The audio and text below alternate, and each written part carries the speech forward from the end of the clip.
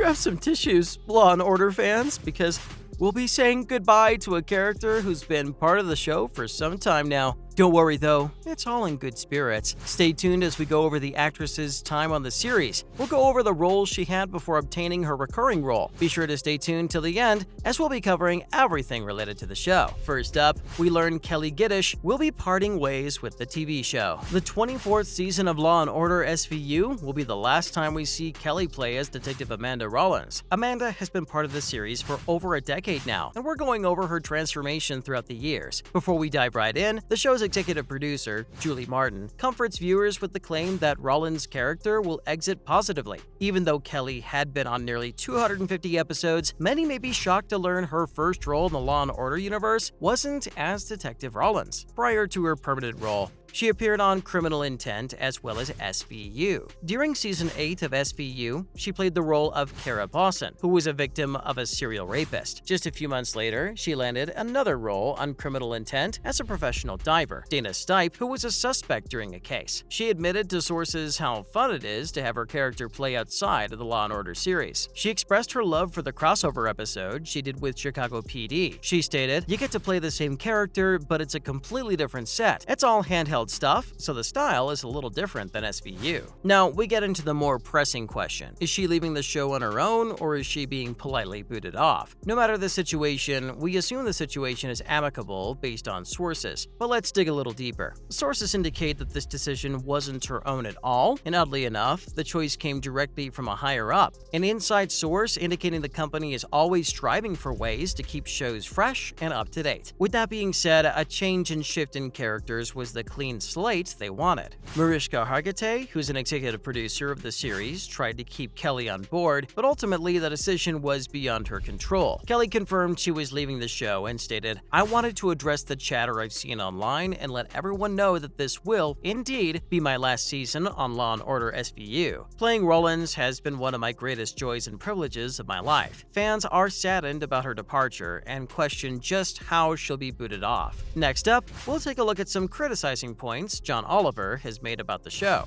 Oliver had much to say about the Dick Wolf series, and he spared no feelings. John criticized how unrealistic the portrayal of cops is on the show. He stated, "Instead of depicting a flawed system riddled with structural racism, the show presents exceptionally competent cops working within a largely fair framework that mostly convicts white people." Prior to giving his 2 cents about the series, he broke it down. John started off saying that the series creator, Dick Wolf, initially got inspired to create a long-running franchise, which came after he constructed multiple airline commercials that are considered sexist now. He continued on his rant by expressing the fact that real officers took notes on how to do their job by watching the show. John then shifted his focus to Dick Wolf and how he claims to have a close relationship with NYPD officers as consultants. Wolf even stated in an interview saying if any officers felt they were being portrayed in a negative manner, they could make it hard for the show and its producers to shoot scenes around New York. Oliver was flabbergasted at the news and stated, "Does make sense, doesn't it? The NYPD is famously anti-shooting unless they are the ones doing it." Being that Wolf collaborates so closely with the police, some details are accurate, John noted, like specific laws, jargon, and crime scene procedures, but crucially, it also makes a lot of choices that significantly distort the big picture of police. He goes on to cite stories that prove the defendants in the show are disproportionately white, male, older, and from the middle or upper classes. There are no rich white guy pressure groups. You can do anything you want to rich white guys and nobody cares. Oliver argued that Dick Wolf wants fans to like the good cops, but have the defendants specifically target people of color, so that wouldn't accomplish anything. In other news, we learn about Mariska Hargitay and Christopher Meloni's chemistry at the 2022 Emmys.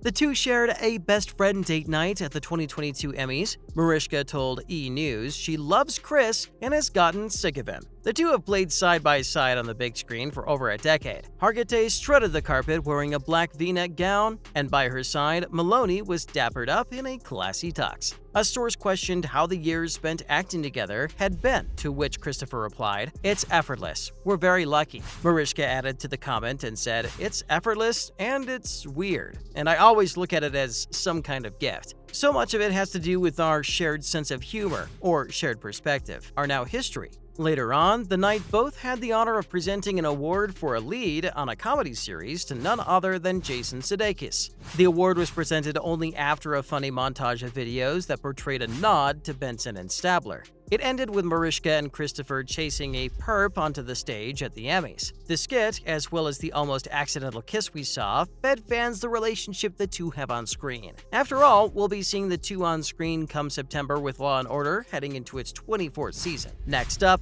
we learn that the showrunner is teasing details about a big crossover. Law & Order is set to air a crossover later this month. It's the biggest Law & Order event in history. The special will consist of an opening episode for Law & Order, a spin-off of the SVU series. Rick Eade, who's the showrunner, told Entertainment Weekly what fans can expect to come. He said, "Unlike most crossovers that we've seen on network television that are handoffs, one show hands it off to the next show, and this one is much more integrated. All the characters are in every hour in an integrated, seamless way." Rick spoke about the amount of work that is needed in order to coordinate such an event, but that didn't deter the idea of similar plans for the future. He added, "I think we're always going to be trying to do things that are a little out of the box, that elevates our profile and brings more eyeballs to our shows." So, having said that, as I'm talking, it sounds like the answer is yes. We can confirm that the crossover special won't include Anthony Anderson and Kevin Bernard. Apparently, the star opted out and didn't wish to renew his contract. Of course, we'll also be saying goodbye to Kelli Giddish, but we'll see new faces such as Mehcad Brooks.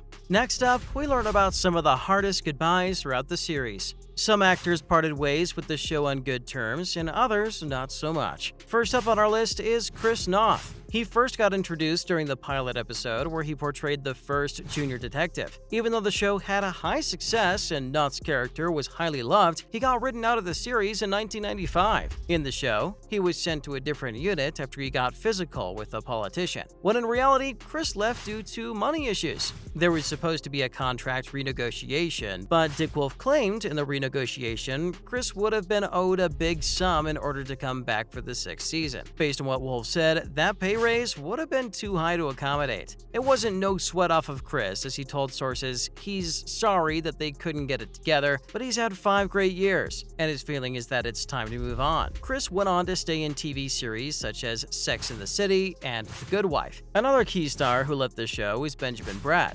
Benjamin once played Detective Ray Curtis, and after just 4 years on the show, made his move to a few big-time movies such as Miss Congeniality, Traffic, Coco, and even Doctor Strange. He adored his time on the show, and fans quickly grew to love his character. But as he put it, he went on to bigger things. He was sought after and thought to have grown to be too big for the show. There you have it, Law & Order fans. We went over the bittersweet and not-so-sweet goodbyes throughout the series. We even gave you the 411 on the new spin-offs and what to expect. Let us know your thoughts down below, and be sure to catch the new season airing later this month.